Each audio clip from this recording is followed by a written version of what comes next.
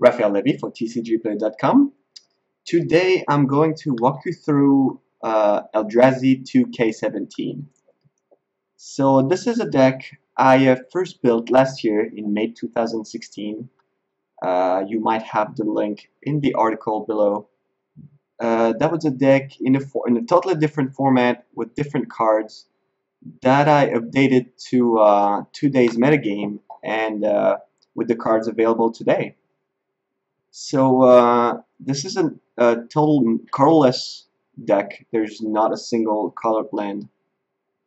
And we are taking advantage of the fact that we don't have any, well, colored spell to play our Mana Reshapers and Thought-Knot Seers along with all the colorless lands to make a deck that never misses a color. So how does this deck work? This deck has a few removal at 2 mana, Warping Well, and Spatial Contortions. They deal with most of the small threats of the format. Spatial Contortions kills the snake. Warping Well kills the Creep Breaker. But they also do other stuff, like this one can counter sorceries, like the Zombie X spell. This one can actually pump one of your guys, or kill a bigger creature if you have a Walking Ballista. Dark Salvation is the X black spell, sorry. Then you play Mana Reshaper or Hedron Archives to ramp, if the Mana Reshaper dies, to ramp into your 5th and 6th drop, which are Sky Sovereign, Oblivion Sour, to eventually, well, play Ulamog. Sky Sovereign is one of the cards that did not exist back in 2016, and that makes a huge difference. This deck does not have any other way to stabilize the board. It's mostly like 1-for-1 or 2-for-1, but not much more. Sky Sovereign Console Flagship is just a card that kills everything on the board and wins the game. It's 6 power, so 3 attacks makes 18, and it's usually good enough along with Walking Ballista and Sunscorched Desert, a card from Amonkhet, one of the new lands from Amonkhet. One of the other difference from last year is also I'm only playing 1 Ulamog, but since we have Sky Sovereign, we have enough win conditions. We're playing 4 Sanctum of Ugin that we can trigger with Walking Ballista and Endless One. Endless One is not a card that I really like, but it's one of the only options we have to actually efficiently crew the Sky Sovereign, because you need a 3-power creature. We could play Scrappy Scrounger, but it doesn't block. You need black mat to bring it back. You don't have that many creatures to bring it back. That's a lot of restrictions for a card that we don't actually want.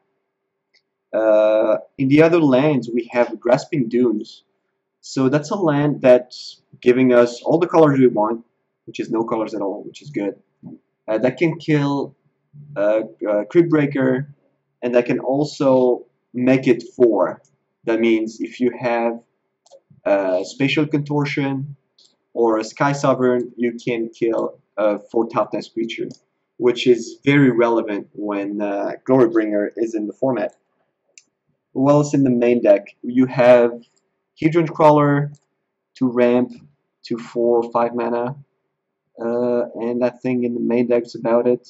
The rest is pretty much like last year's deck. Spawning Bed, make 3 tokens, ramp into bigger guys, and also makes creatures for your Westvale Abbey to transform into Ormondal. For Sanctum of Ugin, of course. 3 Sours to well, get to your 7th land to make your shrines make 2 mana.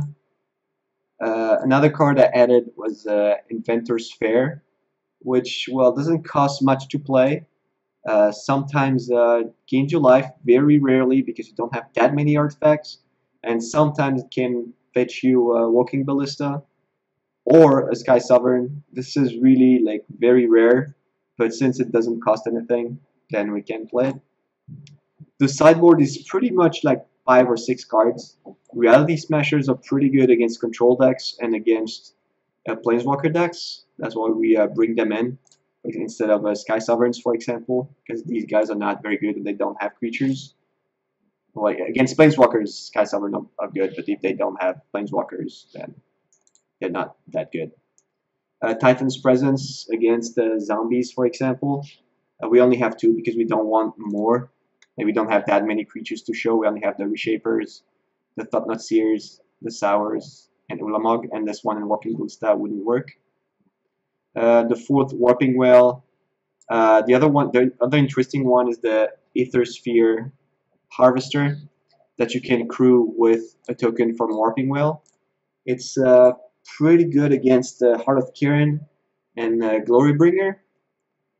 You don't have any other way to produce energy, so you might want to add some Ether Hub, but I'm not a big fan of Ether Hub. Like if you gain 6 life, it's usually enough, or it just dies at some point. So yeah, I'm not sure about Ether Hub, but the Aether Sphere Harvester is actually pretty good.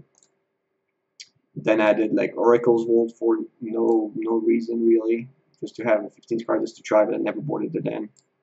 Pacification Array maybe against Glorybringer or Heart of Kiran, 2 cards that are really annoying, but I don't think Array is good enough. So that's about it for the main deck. We have some cards coming in a Hour of Devastation. Scavenger Grounds is a desert that help you with graveyard management. You can exile cards from the Delirium players, for example. Hostile Desert is a manland, a 3/4 when you exile a land from your graveyard. Might be good options. We might want to have more options, more sideboard options. Hopefully, Hour of Devastation is gonna bring some new stuff. In the meantime, I'm gonna show you how the deck works. Enjoy.